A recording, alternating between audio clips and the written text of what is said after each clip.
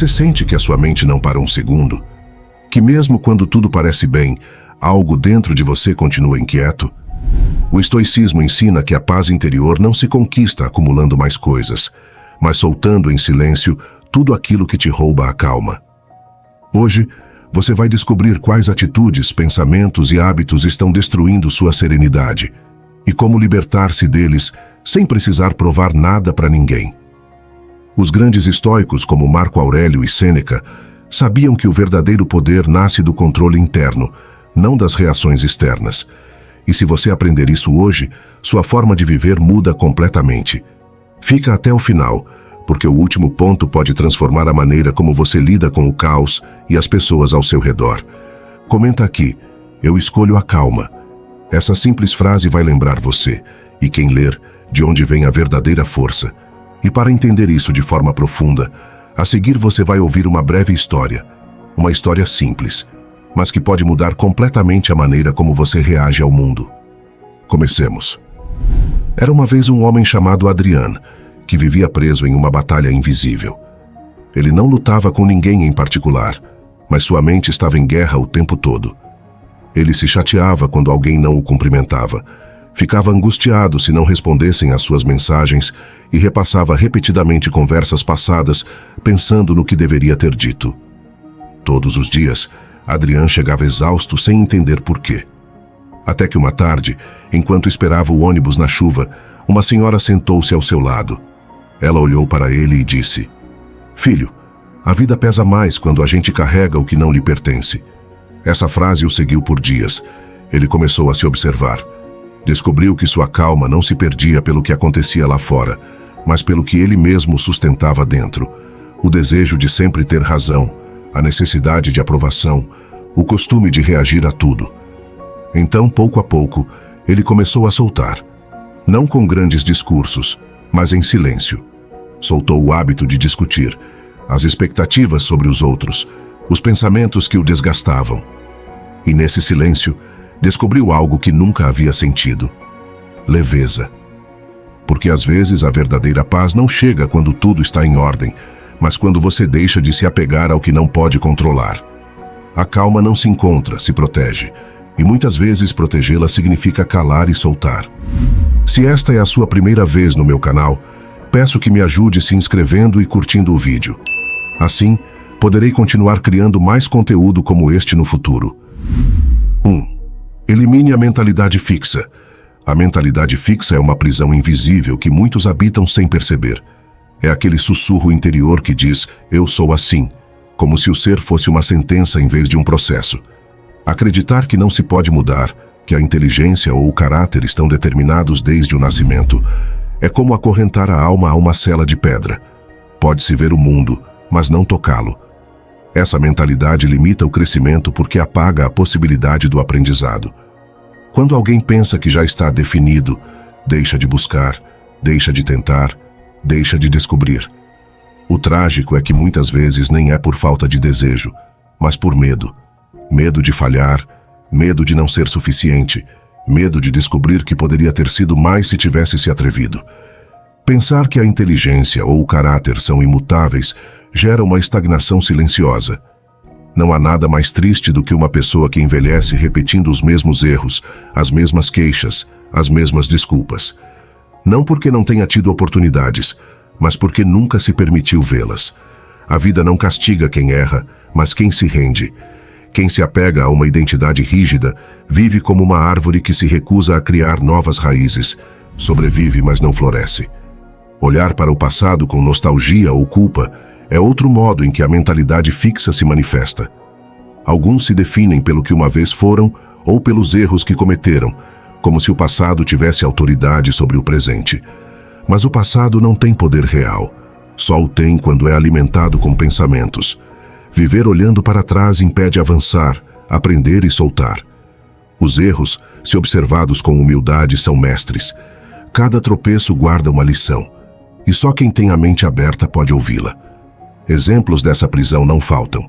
Está aquele que evita aprender algo novo porque teme se sentir tolo, ou aquele que não se anima a mudar de emprego porque pensa que já é tarde para começar.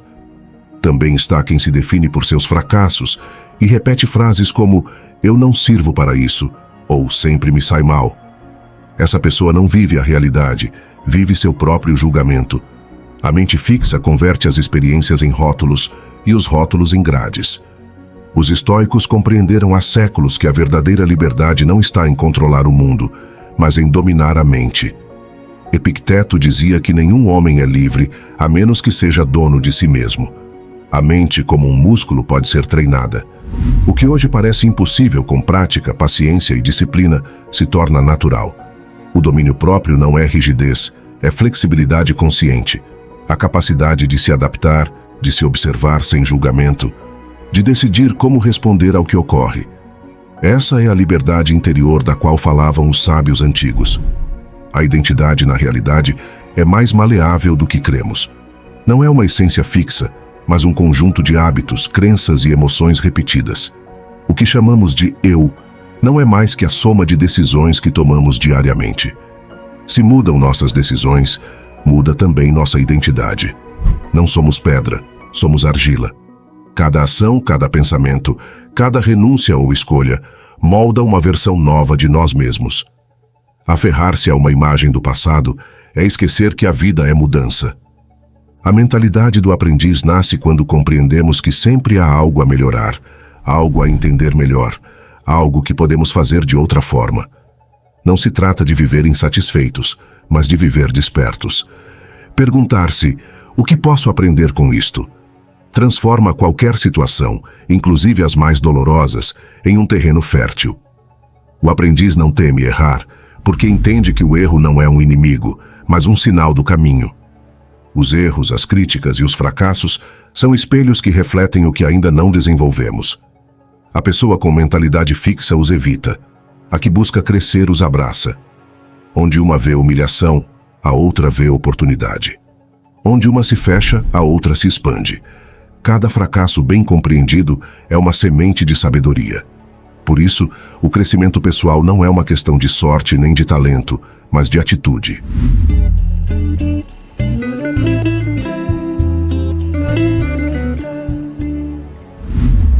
2. Elimine a ideia de que a felicidade é um destino. A felicidade não é um destino. Não é um ponto de chegada, nem uma meta escondida ao final do caminho. É uma forma de caminhar. No entanto, a maioria das pessoas vive como se a felicidade fosse uma estação à qual se chega depois de cumprir certos requisitos. Ter o trabalho ideal, o corpo perfeito, o par perfeito ou a conta bancária suficiente. Este modo de pensar converte a vida em uma corrida interminável, onde o horizonte sempre se afasta um pouco mais. Vive-se correndo atrás de uma ilusão futura, enquanto o presente escapa entre os dedos. Buscar sempre a próxima conquista é como tentar encher um copo que não tem fundo. Por mais que o encha, sempre estará vazio. A sociedade moderna nos ensinou que a felicidade se conquista, que se ganha como um troféu depois de um esforço sustentado. Desde pequenos nos dizem que a recompensa está ao final, quando terminar a escola, quando conseguir trabalho, quando se casar, quando se aposentar. Mas ao chegar a cada um desses pontos, a mente volta a se mover para frente, pedindo mais. E então compreendemos que o problema não era a falta de conquistas, mas a ideia mesma de que a felicidade dependia delas.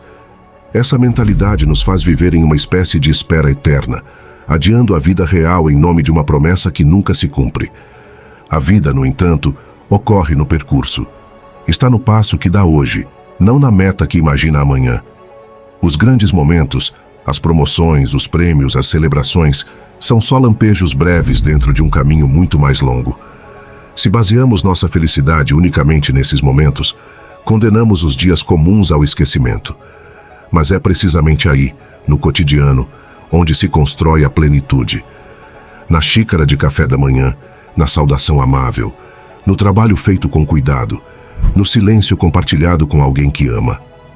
A vida não está nos grandes fogos de artifício, mas nas faíscas pequenas que se acendem todos os dias sem que ninguém aplauda. Converter a felicidade em uma meta futura é um dos maiores erros do pensamento moderno. Quando dizemos, serei feliz quando... colocamos nossa paz nas mãos do tempo. E o tempo não obedece desejos, só transcorre. Assim a felicidade se dilui antes de nascer. porque sempre está mais adiante. Vivemos esperando que a vida comece no momento perfeito, com as condições ideais, sem nos darmos conta de que esse momento não existe. Cada segundo de espera é um segundo perdido, e cada expectativa futura rouba espaço à gratidão pelo que já temos. Os estoicos entenderam isso há mais de 2000 anos. Para eles, a felicidade, a eudaimonia, não consistia em sentir prazer ou evitar a dor, mas em viver conforme a própria essência, em atuar de acordo com a virtude. Epicteto dizia que a verdadeira liberdade consiste em querer que as coisas sejam como são. Marco Aurélio recordava que tudo o que ocorre, inclusive o difícil, forma parte da ordem natural da vida, e resistir a isso só gera sofrimento. Ser feliz, então, não é ter uma vida sem problemas, mas aprender a caminhar em paz entre eles. A eudaimonia não se busca fora, se cultiva dentro, na serenidade de quem faz o correto, na temperança de quem não se deixa arrastar pelo que não pode controlar. Viktor Frankl, sobrevivente dos campos de concentração e psiquiatra, escreveu que a felicidade não pode ser perseguida diretamente. Deve surgir como efeito colateral de viver por um propósito. Quem se obsessiona em ser feliz termina vazio, mas quem se dedica a servir algo maior que si mesmo, uma causa, um amor, uma vocação, encontra uma alegria profunda, inclusive no sofrimento. Frankl descobriu no horror algo que muitos nunca descobrem na comodidade: que a vida conserva sentido enquanto haja algo ou alguém por quem viver. E é nesse sentido onde brota uma forma mais duradoura de felicidade, a que não depende das circunstâncias, mas do significado que lhes damos. A plenitude não está no que nos falta, mas no que já está aqui. Se encontra nos atos simples e no presente, ao cozinhar, ao escutar, ao aprender, ao respirar. Cada momento cotidiano encerra uma possibilidade de sentido se o vivemos com presença. Mas a mente, tão acostumada a correr, nos empurra a olhar para frente, para o que deveria ser. E assim passamos grande parte da vida em outro lugar, recordando o passado ou imaginando o futuro, mas raramente estando realmente aqui. A verdadeira prática consiste em regressar ao instante atual uma e outra vez, como quem volta ao lar. 3. A insegurança de sua mente. A insegurança é uma sombra silenciosa que habita na mente de muitos. Não se apresenta com estrondo nem violência, mas com sussurros que parecem razoáveis. E se eu não puder? E se eu fracassar? O que pensarão de mim? São pensamentos diminutos, mas insistentes, que pouco a pouco erosionam a confiança e a clareza interior. A dúvida, quando se converte em hábito, não só destrói a direção, mas também deforma a percepção do próprio poder. O que era um sonho se torna um risco. O que era uma meta se transforma em ameaça. E assim, a mente se convence de que é mais seguro ficar quieto. Mas ficar quieto também é decidir. Decidir não avançar. A insegurança impede atuar, inclusive quando o caminho está iluminado. Pode-se ter diante a melhor oportunidade, as condições ideais, os recursos necessários, e ainda assim ficar imóvel, paralisado por uma voz que diz que não é o momento, que não se está preparado, que falta algo mais. É uma armadilha cruel porque a mente faz parecer prudência o que na realidade é medo. E quando o medo toma o controle, a vida se converte em uma longa espera. Esperar se sentir pronto, esperar a aprovação, esperar um sinal. No entanto, a experiência demonstra que nunca chega esse instante perfeito. O único momento real para atuar é agora, com a incerteza incluída. Essa mesma mente que busca nos proteger cria limites falsos que não existem fora dela. Não posso, não sou capaz, não tenho o que é preciso. Estas frases são muralhas invisíveis que se levantam sem nos darmos conta. Mas se olha ao redor, a maioria das pessoas que admiramos também sentiram medo, também duvidaram, também se equivocaram. A diferença não foi a ausência de insegurança, mas sua atitude frente a ela. Compreenderam que o valor não surge da certeza, mas do movimento. O medo, quando se enfrenta, se dissolve. Quando se evita, cresce. O temor ao erro e ao julgamento alheio é um dos freios mais poderosos da alma. Nos ensinaram a evitar nos equivocarmos como se o erro fosse um sinal de debilidade, quando na realidade é a prova de que estamos aprendendo. O julgamento dos demais também se exagera dentro da mente. Imaginamos críticas, zombaria, decepções e projetamos cenários que raramente ocorrem. O curioso é que, enquanto tememos o julgamento alheio, o mundo segue seu curso sem deter-se a olhar. Ninguém observa com tanta severidade como um mesmo. O olhar mais duro sempre é o interno, e é ali onde deve começar a compaixão. Cada oportunidade não tomada deixa uma marca invisível, mas profunda. Não se vê, mas se sente.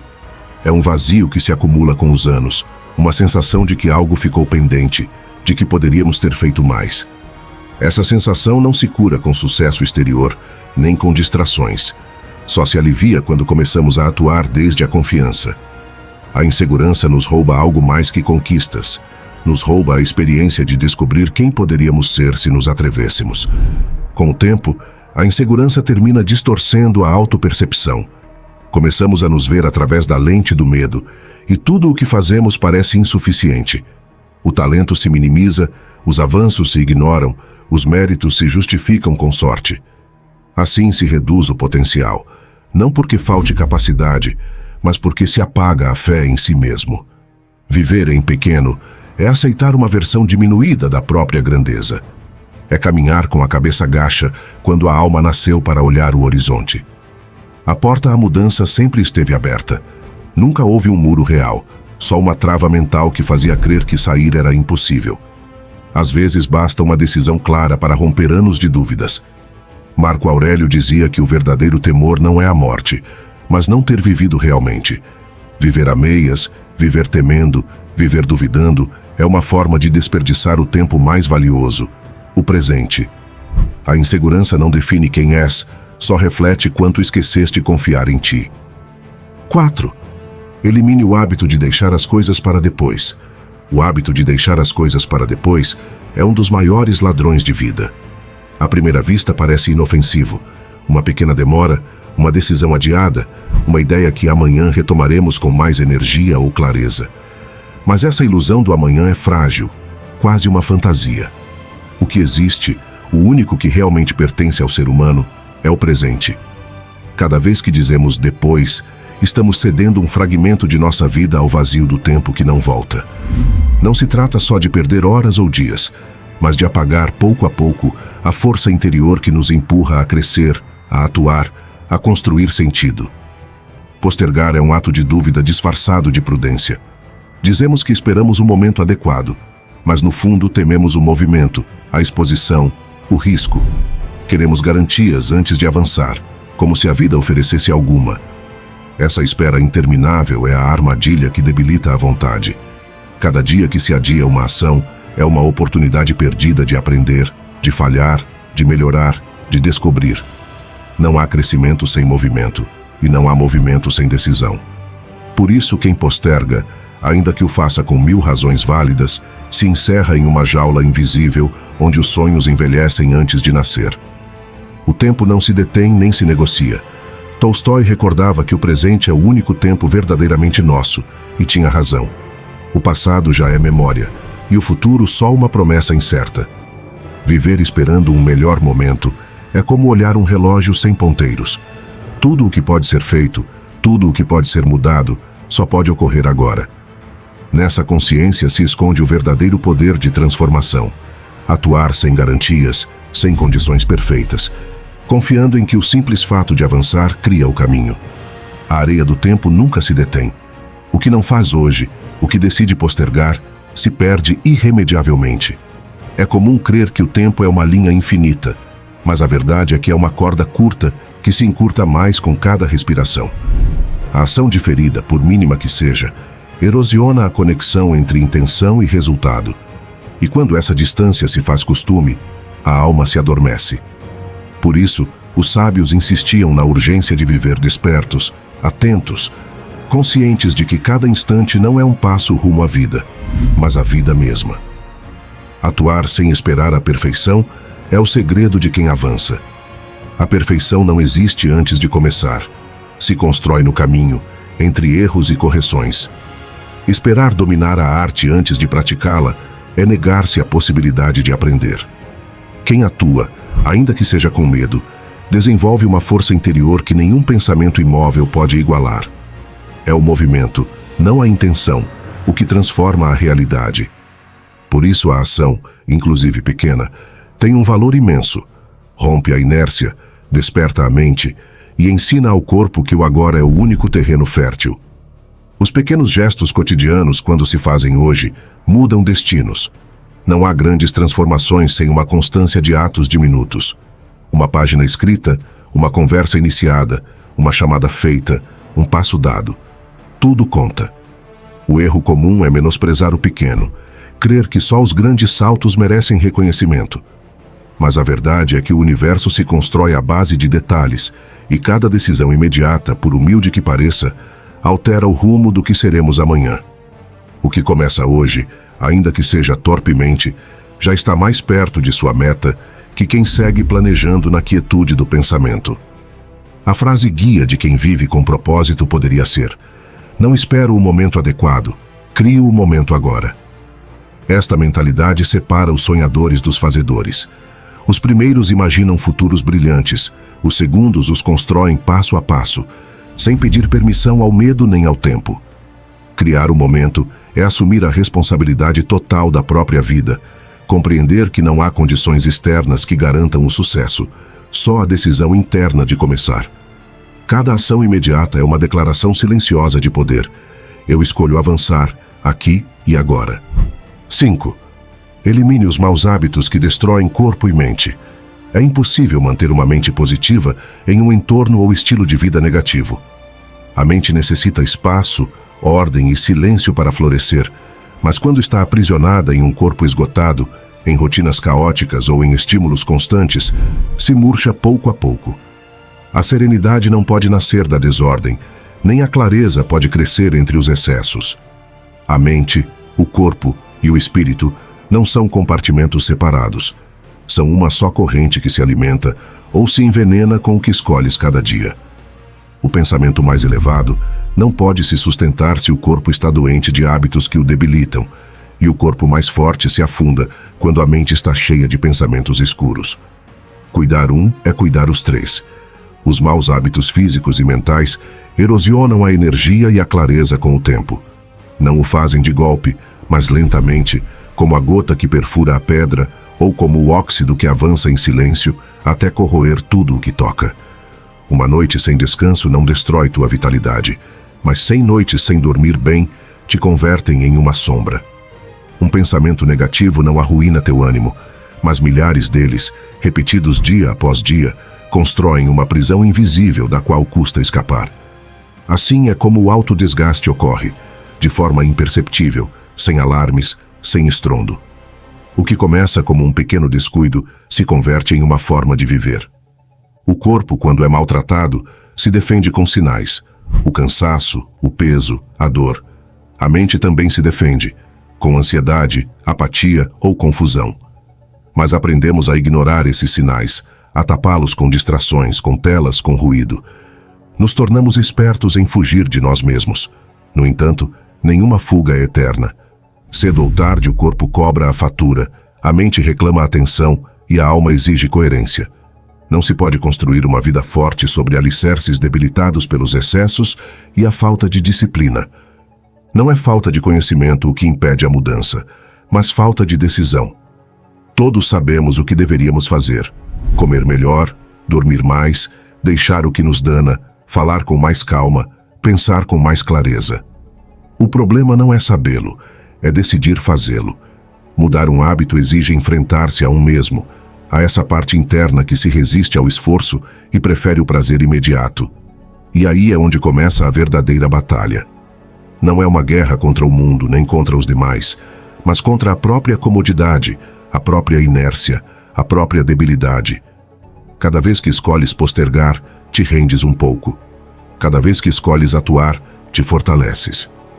Os estoicos compreenderam isso há séculos. Marco Aurélio, imperador e filósofo, suportava doenças, guerras e perdas, mas nunca deixou de treinar sua mente e seu corpo. Sabia que o autocontrole não se logra sem disciplina física. Musônio Rufo, seu mestre, ensinava que a filosofia devia ser praticada também com o corpo, que a temperança na comida, o sono e os prazeres era tão essencial como a clareza no pensamento. Para eles, O cuidado pessoal não era vaidade, era dever moral. Quem não se domina a si mesmo não pode servir aos demais, nem viver de acordo com a razão.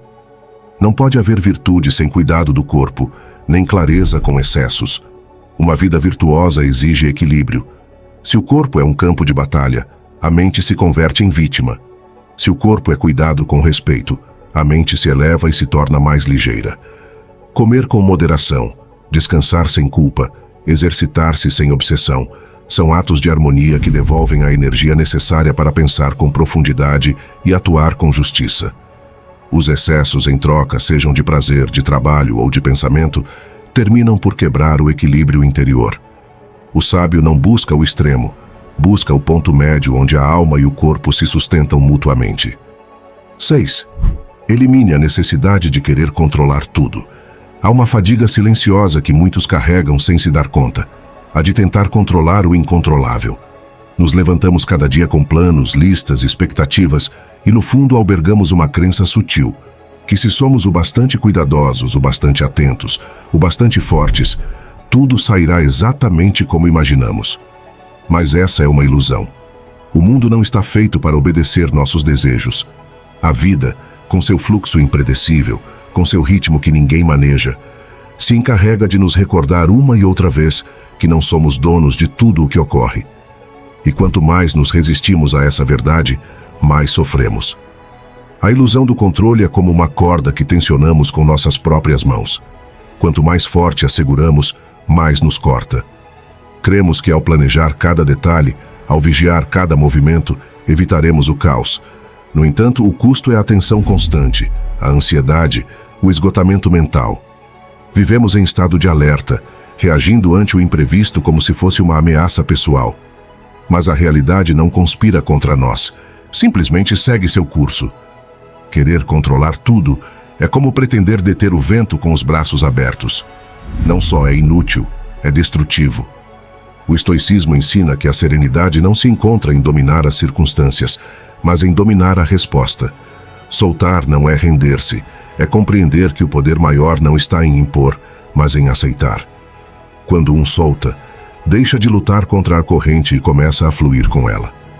Nesse ato de confiança silenciosa, a mente se aquieta e o coração se expande. A calma não surge de que tudo saia bem, mas de deixar de exigir da vida que se comporte segundo nossos desejos. A paz interior começa quando reconhecemos que não necessitamos controlar para estar seguros. Há um espaço entre o que sucede e o que decidimos fazer com isso. É um instante diminuto, mas dentro dele habita toda a nossa liberdade. Podemos reagir desde o impulso ou responder desde a sabedoria. Podemos gritar, culpar e resistir, ou respirar, observar e eleger com calma. Nesse intervalo se constrói o caráter. Cada vez que elegemos não reagir automaticamente, fortalecemos a mente. Cada vez que soltamos a necessidade de controle, cresce nossa liberdade interior. No âmbito laboral, soltar não significa ser passivo nem desinteressado. Significa confiar. Confiar nos demais, no processo, em que nem tudo depende de um mesmo. Muitas pessoas carregam com uma responsabilidade desmedida, porque creem que se não controlam cada detalhe, tudo falhará. Mas esse perfeccionismo não é virtude, é medo disfarçado. Aprender a delegar, a permitir que outros cometam erros e aprendam, é uma forma profunda de liderança. Quem confia inspira mais que quem impõe. Soltar o controle no trabalho é um ato de maturidade. É reconhecer que o crescimento coletivo é mais poderoso que a obsessão individual. Em tempos de mudança tecnológica, a mente controladora se desespera. Quer deter o novo, proteger o conhecido, manter o que já entende. Mas o mundo avança sem pedir permissão. Resistir-se só gera frustração, enquanto que aceitar e adaptar-se libera energia para aprender. A mudança não é inimiga, é mestra. Soltar é deixar de olhar para trás com nostalgia e olhar para frente com curiosidade. É compreender que a estabilidade não se encontra no que não muda, mas na capacidade de mudar com graça. As relações humanas são outro terreno onde a ilusão do controle se manifesta com força. Queremos que o outro atue como desejamos, que sinta o que sentimos, que responda como imaginamos. Mas essa expectativa é uma fonte infinita de sofrimento. Ninguém pode controlar o ânimo, as emoções, nem as decisões de outra pessoa. O único que realmente está sob nosso poder é nossa clareza, nossa atitude, nossa resposta. Amar não é possuir, é respeitar a liberdade alheia. Soltar não significa abandonar, significa deixar de manipular. Quando um deixa de tentar controlar, a conexão se torna mais sincera e leve. A mente, em sua tentativa por manter o controle, se enche de pensamentos repetitivos. E se não sair bem? E se me equivoco? E se me rejeitam? Essas perguntas não buscam respostas, buscam segurança, e a segurança absoluta não existe. São armadilhas mentais que drenam energia, que mantêm a alma em constante inquietude. Nomear esses pensamentos, reconhecê-los sem seguir seu jogo, é uma forma de libertação. Cada vez que identificamos o que depende de nós e o que não, uma parte da ansiedade se dissolve. A clareza divide o ruído. O externo fica fora, o essencial se mantém dentro. 7. A vinculação ao passado. A vinculação ao passado é uma das prisões mais silenciosas e persistentes que pode experimentar a mente humana. Nem sempre se percebe à primeira vista. Muitas vezes se disfarça de nostalgia, de orgulho ou inclusive de prudência. No entanto, em sua raiz mais profunda, é um laço invisível que nos mantém atados ao que já não existe. As feridas emocionais do passado atuam como correntes mentais, recordando-nos constantemente o que fomos, o que perdemos ou o que não soubemos fazer melhor. Nos convencem de que ainda devemos pagar por erros antigos ou reviver uma e outra vez os mesmos episódios de dor, como se ficarmos neles nos garantisse não repeti-los. Mas o único que conseguem é impedir-nos avançar, como se caminhássemos com os pés afundados no lodo do ontem. O passado só persiste porque a mente o alimenta continuamente. Cada recordação, cada pensamento, cada frase que repetimos internamente é uma faísca que mantém viva a chama do que já deveria ter se apagado. Não são os fatos os que nos danam, mas a insistência com a que os voltamos a visitar, o peso da interpretação que lhes damos. Quando o passado se converte em nossa narrativa dominante, vivemos mais na recordação que no presente, e terminamos criando uma versão de nós mesmos que não evolui, que não respira, que não muda. Nos tornamos personagens de uma história antiga, aferrados a capítulos que já não têm lugar no livro de nossa vida atual. A identidade, no entanto, não está no que ocorreu, mas no que decidimos fazer hoje com isso. Cada experiência que vivemos, por dolorosa ou injusta que tenha sido, pode ser o início de uma transformação se deixamos de vê-la como uma ferida e começamos a vê-la como um ensinamento. O sofrimento não enobrece por si mesmo. O que nos enobrece é a compreensão que obtemos dele, a maneira em que elegemos reconstruir-nos depois de termos sido derrubados. É nessa eleição onde se encontra a verdadeira liberdade. Decidir que o passado não será uma condenação, mas uma fonte de sabedoria. As feridas podem se converter em fonte de fortaleza se transformam em aprendizado. Cada cicatriz leva uma história, mas também uma prova de que sobrevivemos. Nos recordam que atravessamos a escuridão e seguimos aqui. A mente tende a ocultar esse aspecto, concentrando-se no que doeu em lugar de no que nos fortaleceu. No entanto, quando olhamos para trás com o propósito de entender e não de julgar, descobrimos que por trás de cada queda, houve uma semente de crescimento. Uma lição sobre o que somos capazes de suportar e sobre como podemos nos levantar com mais consciência e humildade. A vinculação ao passado se manifesta em muitas formas sutis. Na culpa que nos sussurra que deveríamos ter feito as coisas de outro modo, no medo que nos impede arriscar-nos outra vez, na voz interna que repete os fracassos como se fossem verdades eternas. Essa voz não é o passado, é a mente repetindo seu eco. Enquanto a escutarmos sem questioná-la, seguirá guiando nossas decisões. Soltar não significa esquecer nem negar o vivido, mas resignificá-lo com gratidão e perdão. Gratidão porque, de alguma maneira, essas experiências nos trouxeram até aqui. Perdão, porque aferrar-se ao ressentimento é como beber veneno esperando que o outro sofra. O processo de liberar-se é silencioso e interior, não necessita validação externa. Ninguém pode te dizer quando estás pronto para deixar para trás o que dói.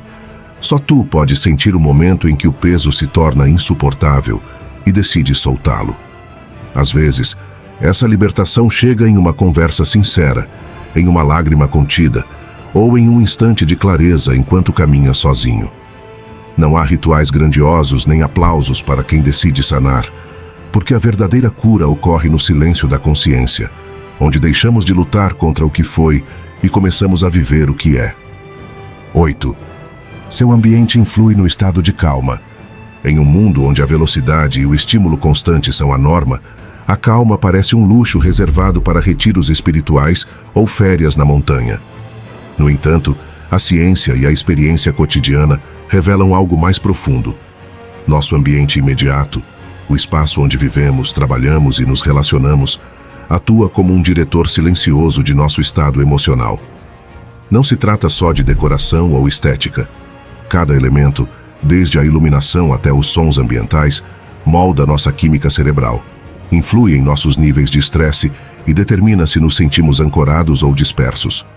A calma não é só um estado interno, é um diálogo constante com o que nos rodeia. Estudos em neuroarquitetura demonstram que os espaços físicos têm um impacto direto no sistema nervoso. Por exemplo, os ambientes com tetos altos e janelas amplas estimulam a criatividade e a sensação de liberdade, enquanto os espaços fechados e desordenados aumentam a produção de cortisol, o hormônio do estresse. Um experimento da Universidade de Princeton descobriu que trabalhar em uma mesa caótica reduz a capacidade de concentração em 30%. A razão é simples. O cérebro dedica recursos cognitivos a processar a desordem visual, deixando menos energia para tarefas importantes. Assim, ordenar um quarto não é só um ato prático, mas uma forma de liberar espaço mental. Os sons ambientais desempenham um papel igualmente crucial. A Organização Mundial da Saúde declarou o ruído urbano, tráfego, construções, alarmes, como uma das maiores ameaças para a saúde pública, vinculando-o com insônia, ansiedade e inclusive doenças cardiovasculares. Em contraste, sons como o canto dos pássaros, o fluir da água ou o sussurro do vento ativam o sistema nervoso parasimpático, induzindo um estado de relaxamento profundo. Apps que simulam estes sons ganharam popularidade, mas nada supera a exposição direta a ambientes naturais. Um estudo da Universidade de Sussex revelou que caminhar em uma floresta durante 20 minutos reduz os níveis de cortisol mais efetivamente do que qualquer terapia de som digital. A luz é outro fator determinante. A exposição à luz natural regula nosso ritmo circadiano, sincronizando os ciclos de sono-vigília e melhorando a produção de serotonina, chave para o equilíbrio emocional. Em troca, a luz artificial fria, especialmente a de telas e luzes LED, suprime a melatonina, alterando o sono e aumentando a irritabilidade. Cidades como Copenhague, onde o desenho urbano prioriza a entrada de luz natural em edifícios e espaços públicos, reportam menores índices de depressão sazonal comparadas com metrópoles onde o cimento domina a paisagem. As cores, embora subestimadas, são ferramentas psicológicas poderosas. Tons quentes como o bege ou o verde claro reduzem a ansiedade, enquanto os vermelhos intensos ou os pretos podem gerar tensão inconsciente. Hospitais no Japão começaram a pintar salas de espera com tonalidades azuladas, inspirados em pesquisas que mostram que esta cor diminui a frequência cardíaca em pacientes ansiosos. Em casa, algo tão simples como mudar as cortinas ou acrescentar plantas com folhas verdes pode transformar a energia de um espaço. Mas o ambiente não se limita ao físico. As pessoas que nos rodeiam são parte fundamental deste ecossistema.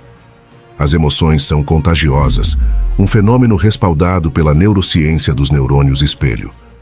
Estar perto de alguém constantemente estressado ou negativo pode elevar nossos próprios níveis de cortisol, inclusive se não interagirmos diretamente.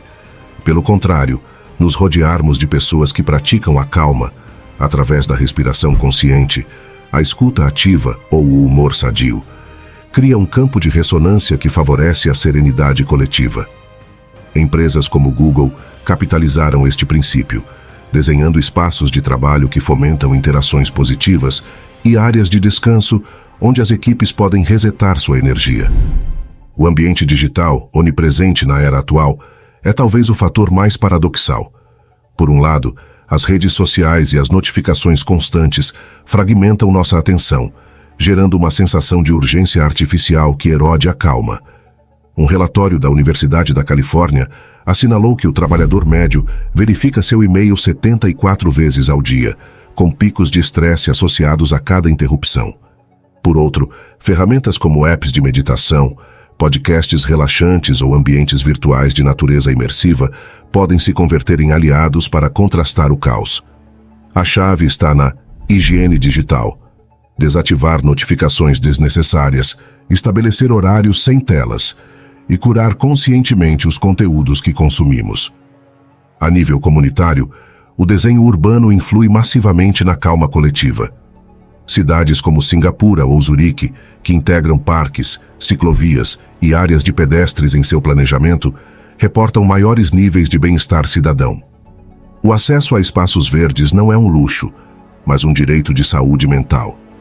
Um estudo em Barcelona estimou que aumentar as árvores urbanas em 30% reduziria os casos de ansiedade em 15%. Iniciativas como os jardins terapêuticos em hospitais ou as ruas lentas com limites de velocidade reduzidos demonstram que a calma pode ser desenhada em escala macro. No entanto, o ambiente mais íntimo, o lar, segue sendo o epicentro desta equação. Pequenas mudanças podem gerar grandes efeitos. Ordenar o visível, manter superfícies desimpedidas e objetos guardados reduz a sobrecarga sensorial. Aromaterapia estratégica. Óleos essenciais de lavanda ou bergamota em difusores diminuem a atividade da amígdala, centro cerebral do medo. Zonas livres de tecnologia. Designar áreas onde não entrem dispositivos eletrônicos, como o quarto, protege o sono e a desconexão. Texturas reconfortantes. Tapetes macios, almofadas de lã ou mantas pesadas ativam o tato, sentido vinculado à segurança emocional. A cultura também molda nosso ambiente de calma. Em países como a Finlândia, onde o conceito de kalsarikenit, ficar em casa de pijama sem planos, é socialmente aceito, há menos pressão por estar sempre produtivos. No México, a tradição dos terraços, espaços abertos para se reunir ao entardecer, fomenta a conexão social relaxada. Reconhecer estes padrões culturais permite adaptar o ambiente a necessidades emocionais locais, não a padrões globalizados de bem-estar. No extremo oposto, ambientes tóxicos, moradias em zonas de alta criminalidade, trabalhos com chefes autoritários, relações abusivas, podem sequestrar a calma inclusive nas pessoas mais resilientes. Aqui, a solução não é individual, mas sistêmica. Políticas de moradia digna, regulações laborais justas e redes de apoio comunitário são essenciais. Ativistas como a arquiteta indiana Anupama Kundu demonstraram que o desenho de moradias acessíveis e ecológicas não só resolve problemas de espaço, como também restaura a dignidade e a paz mental de populações marginalizadas. Ao final, entender que o ambiente influi na calma nos devolve poder. Podemos moldar ativamente os espaços e relações que habitamos. Não se requer uma reforma custosa, nem se mudar para o campo. Basta observar como cada elemento, um quadro inspirador, uma conversa nutritiva, um quarto bem ventilado, contribui para nosso equilíbrio. A calma não é um destino, mas um caminho que se constrói com escolhas diárias. E nesse caminho, o ambiente não é o cenário, mas um companheiro ativo. Como escreveu a poeta Maya Angelou, faça com que cada espaço onde você esteja seja um pouco mais belo por sua presença. Talvez a verdadeira calma comece quando nos convertemos em co-criadores conscientes dos ambientes, que por sua vez nos criam a nós. 9. O poder de sorrir para manifestar a calma. Em um mundo onde o estresse se converteu em uma moeda corrente e a pressa dita nossos ritmos, sorrir parece um ato quase subversivo. Não o sorriso automático de cortesia, mas aquele que nasce de dentro, inclusive quando as circunstâncias não são ideais. Esta expressão, tão simples quanto universal, é muito mais do que um gesto social. É uma ferramenta neurológica, uma ponte emocional e um ato de resistência silenciosa contra o caos. A calma nem sempre chega porque as tempestades cessam. Às vezes, chega porque decidimos encontrar um centro de paz dentro de nós, e o sorriso pode ser o primeiro passo para ativá-lo. A ciência oferece uma explicação fascinante. Quando sorrimos, especialmente se é genuíno, o cérebro libera endorfinas, dopamina e serotonina, neurotransmissores associados ao bem-estar e ao relaxamento. Inclusive, em ausência de alegria, o mero movimento dos músculos faciais, como elevar os cantos dos lábios, envia sinais ao sistema límbico, reduzindo a produção de cortisol, o hormônio do estresse. Um estudo da Universidade de Kansas descobriu que pessoas que sorriam durante tarefas estressantes mostravam uma frequência cardíaca mais baixa do que aqueles que mantinham expressões neutras. É como se o corpo, enganado pelo gesto, começasse a acreditar que tudo está bem, desencadeando uma cascata de respostas fisiológicas que favorecem a calma. Mas o poder do sorriso vai mais além da química cerebral. Funciona como uma linguagem não verbal que influi em nosso entorno. Em 1980, o psicólogo Robert Zajonc demonstrou com sua hipótese de retroalimentação facial que as expressões não só refletem emoções, como também as geram. Ou seja, sorrir pode criar um estado de ânimo, não só expressá-lo. Imagine um dia cinza. Você está preso no trânsito, chega tarde a uma reunião e de repente decide sorrir, não por felicidade, mas como um experimento. Em segundos, a tensão nos ombros diminui, a respiração se aprofunda e a mente começa a buscar soluções em vez de se obcecar com o problema. O sorriso se converte em um interruptor que muda o canal da percepção. Este gesto também tem um efeito dominó nos demais. Os neurônios espelho, responsáveis pela empatia, nos levam a imitar inconscientemente as expressões faciais daqueles que nos rodeiam. Quando sorrimos para alguém, inclusive para um desconhecido no supermercado, ativamos nessa pessoa uma resposta similar, criando um microclima de conexão e tranquilidade. Um experimento no metrô de Nova York mostrou que quando um passageiro começava a sorrir sem motivo aparente, 68% dos presentes relaxavam sua postura ou devolviam o gesto em menos de 1 minuto. Em um contexto social hipervigilante, onde muitos esperam agressividade ou indiferença, o sorriso é um dissuasivo de conflitos e um ímã para a cooperação. No entanto, em certos círculos, se subestima o sorriso como sintoma de ingenuidade ou falta de seriedade. Se confunde a calma com passividade e a alegria com frivolidade. Aqui reside outro de seus poderes. É um ato de valentia. Sorrir em meio à adversidade não é negar a dor, mas afirmar que, apesar de tudo, escolhemos não nos rendermos ao cinismo. Viktor Frankl, psiquiatra sobrevivente de campos de concentração, escreveu que, inclusive nas condições mais desumanas, aqueles que encontravam razões para sorrir, um raio de sol, uma memória, conservavam um fragmento de dignidade e esperança. O sorriso, nestes casos, é um manifesto silencioso. Sigo aqui, e isto não me define. Cultivar um sorriso consciente requer prática, especialmente em uma era onde as telas nos roubam oportunidades de conexão autêntica. Um exercício útil é o ritual matinal do sorriso. Ao despertar, antes de verificar o telefone ou se levantar, dedicar 30 segundos a respirar profundamente enquanto se curva levemente os lábios. Não se trata de forçar uma gargalhada, mas de ativar suavemente os músculos faciais associados ao bem-estar. Outro método é o sorriso no espelho. Olhar-se ao reflexo enquanto se realiza o gesto, inclusive se inicialmente parece artificial.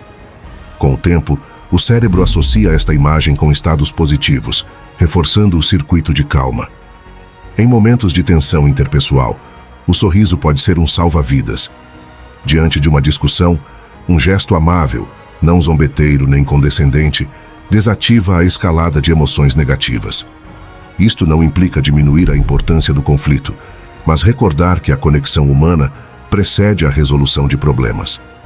Terapeutas familiares utilizam esta técnica para romper ciclos de comunicação violenta. Um sorriso breve, mas sincero, pode mudar o tom de uma conversa, permitindo que ambas as partes baixem a guarda. O sorriso também é uma ponte entre culturas. Em um estudo intercultural realizado em 42 países, pesquisadores da Universidade de Stanford descobriram que, independentemente do contexto, as pessoas associavam o sorriso com confiabilidade e disposição para ajudar. Em ambientes multiculturais, desde aeroportos até equipes de trabalho remotas, este gesto transcende idiomas e protocolos, criando um terreno comum onde a calma pode florescer. Mas cuidado, nem todos os sorrisos são iguais. Paul Ekman, pioneiro no estudo das emoções faciais, distingue entre o sorriso genuíno, que envolve os músculos orbiculares dos olhos criando pés de galinha, e o sorriso social, só lábios. O primeiro, chamado sorriso de Duchenne, é o que ativa benefícios psicológicos e fisiológicos. Forçar um sorriso inautêntico em troca pode gerar fadiga emocional. A chave está na intenção. Não se trata de fingir alegria, mas de usar o gesto como um recordatório físico de que, inclusive na dificuldade, temos agência sobre nosso estado interno. Em tradições ancestrais, o sorriso era considerado uma prática espiritual. Os monges Zen sorriem durante a meditação para cultivar equanimidade. O yoga do riso combina respirações com risos simulados para liberar tensões. E no hinduísmo, o sorriso das deidades representa a felicidade transcendental mais além do sofrimento mundano. Thich Nhat Hanh, mestre budista, ensinava que sorrir é meditação.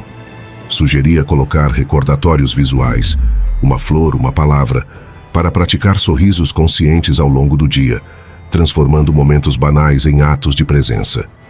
Hoje, frente a desafios globais como a crise climática ou a polarização política, o sorriso poderia parecer insignificante, mas seu poder reside na acumulação. Cada gesto individual contribui para um clima coletivo menos hostil. Em hospitais, enfermeiros que sorriem para pacientes aceleram processos de recuperação. Em escolas, professores que iniciam aulas com um sorriso fomentam ambientes de aprendizado seguros. Em ativismo, manifestantes que sustentam cartazes com mensagens sérias, mas rostos amáveis atraem mais empatia do que aqueles que gritam com raiva. Para integrar este poder na vida diária, pequenas mudanças marcam a diferença. Sorrir ao realizar tarefas mecânicas, lavar pratos, enviar e-mails, para converter a rotina em ritual. Usar o sorriso como âncora em momentos de ansiedade.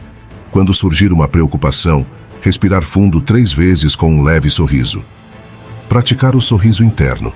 Imaginar um sorriso que se expande do coração para todo o corpo, relaxando músculos e mente. Ao final, sorrir para manifestar calma não é um truque de autoajuda, mas uma filosofia de vida. Nos recorda que, embora não possamos controlar o vento, podemos ajustar nossas velas. Em um mundo que frequentemente premia a seriedade compulsiva e a produtividade sem alma, escolher sorrir é um ato revolucionário. Não apaga as dificuldades, mas ilumina o caminho para atravessá-las com graça. Como escreveu o poeta persa Rumi, onde há ruínas, há esperança de um tesouro. O sorriso é essa luz que nos guia rumo ao tesouro escondido no presente. A certeza de que aconteça o que acontecer, sempre podemos escolher como responder. E nessa escolha, simples mas profunda, reside o segredo da verdadeira calma. Dezembro. A calma consciente. Imagine que você está rodeado de ruído. O bulício da cidade, as conversas ininterruptas, as luzes piscantes do seu telefone que o chamam constantemente, as mensagens que exigem sua atenção. Agora, de repente, você se encontra em um espaço silencioso, só com sua respiração. Este contraste é o reflexo do que vivemos diariamente. Entre o caos e o ruído do mundo exterior, buscamos a calma como um refúgio. Mas o que descobrimos é que a paz não é algo que simplesmente acontece por arte de mágica, nem muito menos um estado que depende do entorno. A calma é algo que se cultiva de dentro. Não é uma questão de esperar que as circunstâncias se alinhem para nos brindar tranquilidade, mas de entender que a serenidade provém de um esforço consciente, diário e deliberado. Viver com calma, então, é uma prática contínua, uma habilidade que desenvolvemos à medida que decidimos atuar com intenção e atenção em cada momento. Vivemos em um mundo que não para. As demandas laborais, as expectativas sociais, as notícias, as redes sociais, a tecnologia e as pessoas que nos rodeiam nos empurram constantemente rumo a um ritmo acelerado. E, no entanto, enquanto tudo segue em movimento, nos encontramos mais desconectados do que nunca de nossa paz interior. A ânsia por fazer e conseguir nos leva a um estado perpétuo de agitação. A calma, no entanto, é uma porta que só podemos abrir quando nos detemos e escolhemos conscientemente como interagir com o mundo. Muitas vezes nos encontramos buscando a paz em momentos isolados, umas férias, um fim de semana, uma escapada. Pensamos que a calma é algo que só se obtém em certos lugares ou momentos, como se fosse um presente que a vida nos concede de maneira esporádica. No entanto, este pensamento nos deixa presos na ilusão de que a paz depende do contexto externo. A verdade é que a calma se constrói, se cultiva, se treina. É um processo ativo. Não está ligada unicamente à ausência de ruído exterior, mas ao domínio de nossa mente, à maneira em que escolhemos enfrentar as situações cotidianas e, sobretudo, a como nos relacionamos conosco mesmos. O conceito de calma está frequentemente mal interpretado. As pessoas tendem a pensar que se trata simplesmente de um estado em que não sentimos estresse ou ansiedade. No entanto, a calma não é a ausência destes estados emocionais, mas a capacidade de manter a serenidade e o equilíbrio inclusive em meio a eles. É um processo de alinhar nossas emoções e pensamentos de maneira que possamos tomar decisões mais claras, mais sábias e menos impulsivas. A calma é como um músculo que se fortalece com o tempo e com a prática. Quanto mais nos exercitamos, mais fácil nos resulta mantê-la quando o entorno se torna turbulento. A mente humana está desenhada para estar em constante atividade. Nosso cérebro está programado para avaliar, julgar, comparar e responder a estímulos. No entanto, o fato de que nossa mente esteja em movimento constante não significa que devamos seguir-lhe o ritmo sem questioná-lo. A chave para acessar a calma reside em aprender a observar nossos pensamentos sem nos identificarmos com eles. Quando nos damos conta de que nossos pensamentos não são nossa realidade, mas só uma parte de nossa experiência, podemos começar a nos distanciarmos deles. Isto não significa ignorar ou reprimir o que sentimos, mas reconhecê-lo e, a partir daí, escolher uma resposta mais equilibrada e menos impulsiva. O esforço consciente, então, implica ser capazes de nos determos em meio ao caos e perguntar: como quero responder a isto? Vou deixar que o estresse e a frustração tomem o controle, ou vou escolher respirar fundo, observar o que está acontecendo e responder desde um lugar mais tranquilo e equilibrado? Este é um ato de poder pessoal, um ato que nos recorda que não somos escravos de nossas emoções nem de nossas circunstâncias, mas que temos a capacidade de escolher como reagir diante delas. Uma das ferramentas mais poderosas para conseguir este nível de consciência é a respiração. A respiração é uma âncora no presente, um recordatório constante de que estamos vivos, que estamos aqui e que podemos escolher como navegar pelo momento presente. Quando nos sentimos sobrecarregados, é fácil nos esquecermos de respirar de maneira profunda e consciente. A tendência é acelerar a respiração, o que aumenta a sensação de ansiedade e tensão. No entanto, ao nos determos e respirarmos fundo, podemos ativar o sistema nervoso parasimpático, o qual nos ajuda a relaxar e a voltar à calma. A respiração profunda e consciente não é só um remédio para o estresse imediato, mas também uma prática a longo prazo que fortalece nossa capacidade para manter a calma diante de situações difíceis. Ao integrar a respiração consciente em nossa rotina diária, criamos uma base sólida para a paz interior. Isto se torna uma âncora que podemos usar em qualquer momento e lugar para restaurar nossa serenidade, independentemente do que esteja acontecendo ao nosso redor. Outro aspecto essencial para cultivar a calma é a prática do mindfulness, ou atenção plena. Esta prática consiste em estar completamente presentes no momento, sem julgar nem se apressar a mudar o que está acontecendo. Praticar mindfulness implica observar nossa experiência interna e externa com curiosidade e aceitação, sem tentar controlar ou eliminar o que sentimos. Nos permite ver as coisas como realmente são, sem as distorções do juízo ou das expectativas. O mindfulness não é algo que se possa dominar de imediato. É uma habilidade que se desenvolve com o tempo e com a prática constante. No princípio, nossa mente pode vagar constantemente, enchendo-se de pensamentos e distrações. No entanto, com a prática, começamos a ser mais conscientes desses pensamentos e emoções, e aprendemos a não nos deixarmos arrastar por eles. De fato, a verdadeira calma não surge de eliminar todos os pensamentos ou emoções, mas de aceitar sua presença sem reagir de maneira impulsiva. O esforço consciente também se reflete nas decisões que tomamos todos os dias. Por exemplo, fazer uma pausa durante o dia para simplesmente respirar, desconectar da tecnologia ou fazer uma caminhada na natureza pode ser uma forma de praticar a calma. A chave está em como escolhemos interagir com o mundo. Se constantemente estamos à espera de que as circunstâncias mudem para encontrarmos a calma, nunca a encontraremos. Em vez disso, quando nos damos conta de que somos os arquitetos de nossa própria paz, começamos a tomar decisões que favorecem um estado de serenidade. A paz interior não é algo que se consiga através de grandes gestos. É o resultado das pequenas ações cotidianas, a maneira em que falamos conosco mesmos, a forma em que gerenciamos o estresse, como tomamos tempo para descansar e recarregar energias. Cada uma destas ações contribui para a construção de um estado interno mais tranquilo e equilibrado. Assim, a calma se torna uma escolha diária, um compromisso com o bem-estar e a tranquilidade.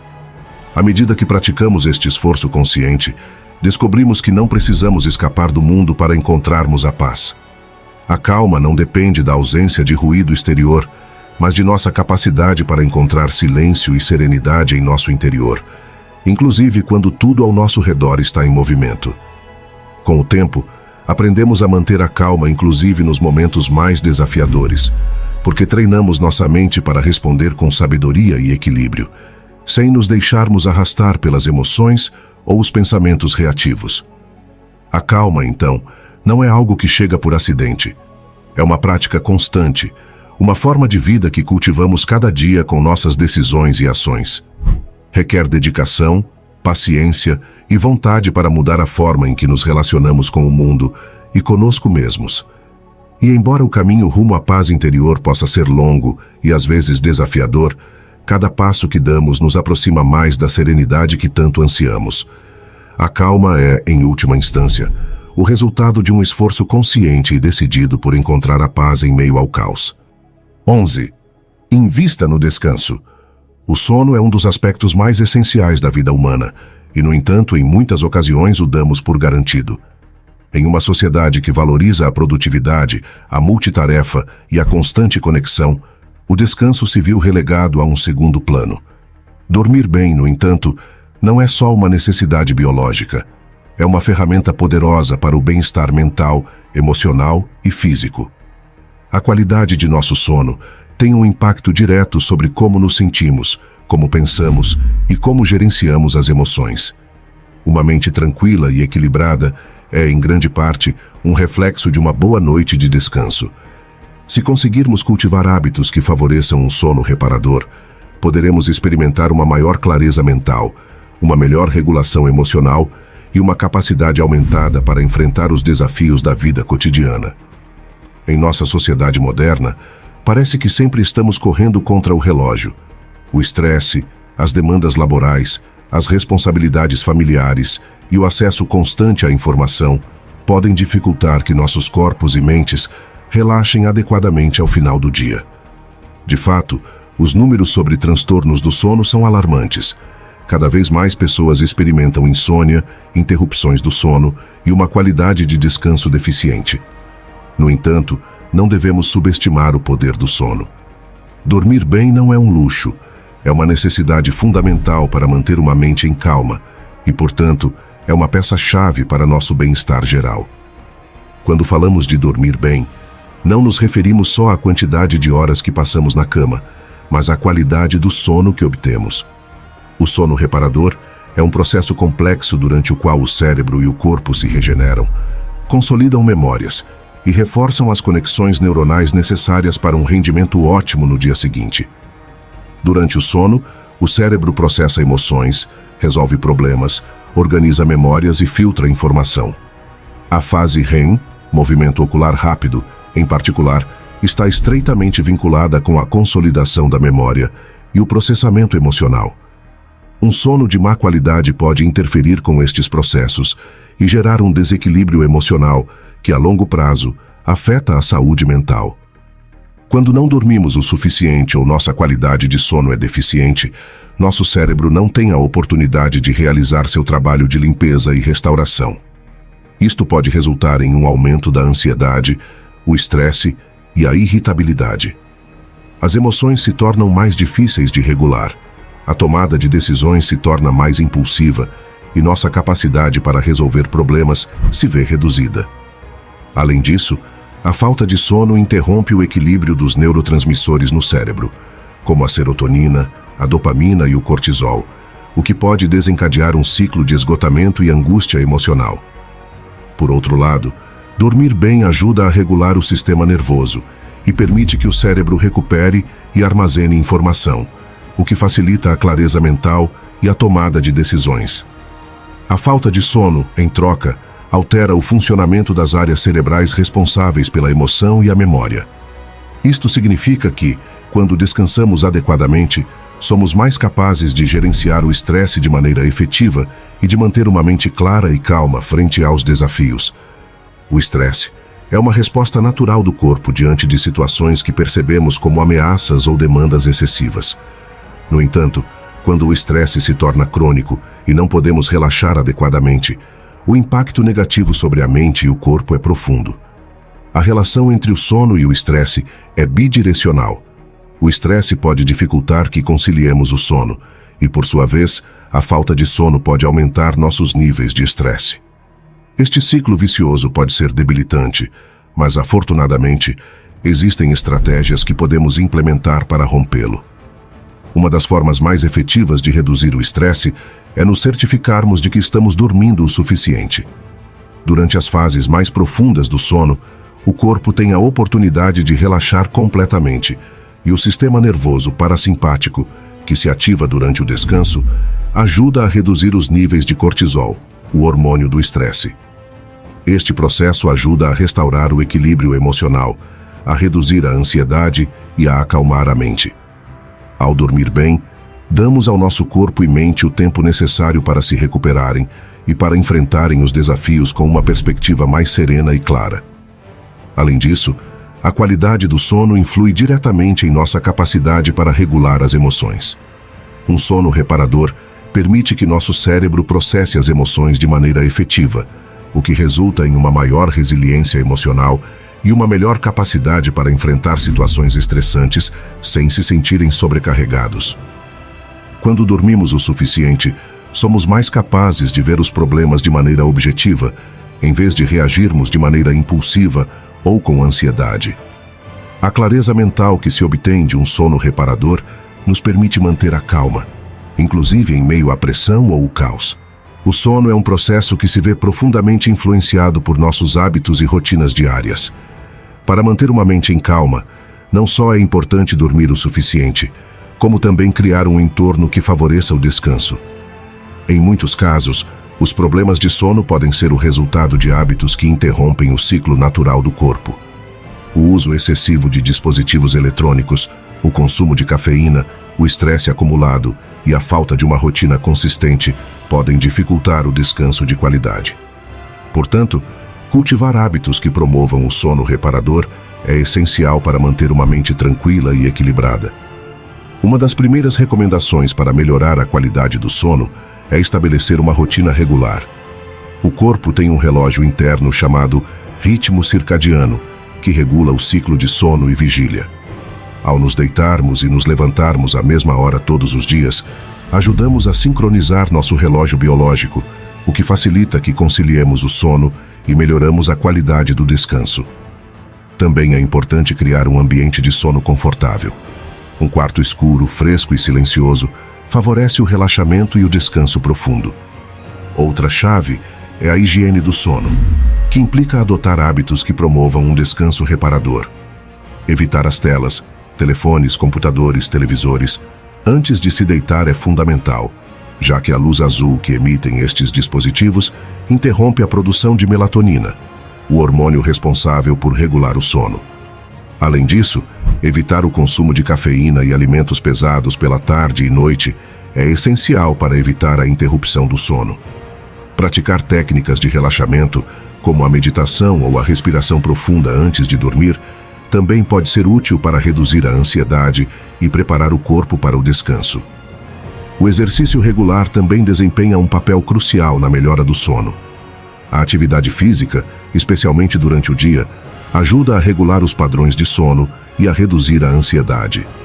No entanto, é importante não fazer exercício muito perto da hora de dormir, já que isto poderia ter o efeito contrário, aumentando os níveis de energia e dificultando o descanso. O poder de uma boa noite de sono não deve ser subestimado. Quando dormimos o suficiente, damos ao nosso corpo a oportunidade de se regenerar, sanar e restaurar-se. E o mais importante, permitimos que nossa mente se acalme e se recupere.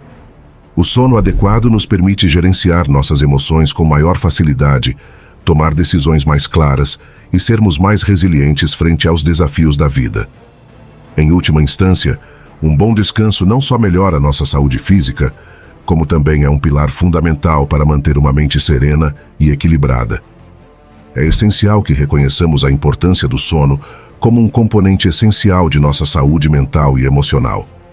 Assim como nos alimentamos e exercitamos nosso corpo, devemos cuidar de nosso descanso para manter nossa mente em seu melhor estado. Dormir bem não é um luxo, é uma necessidade básica para uma vida equilibrada e plena. Se conseguirmos integrar hábitos saudáveis de sono em nossa rotina diária, poderemos desfrutar de uma mente mais tranquila, resiliente e capaz de enfrentar qualquer desafio com clareza e calma. Se você gostou do nosso vídeo, curta, se inscreva no canal e comente para que o YouTube saiba que esse tipo de vídeo ajuda pessoas como você, e assim possamos continuar criando mais vídeos semelhantes no futuro.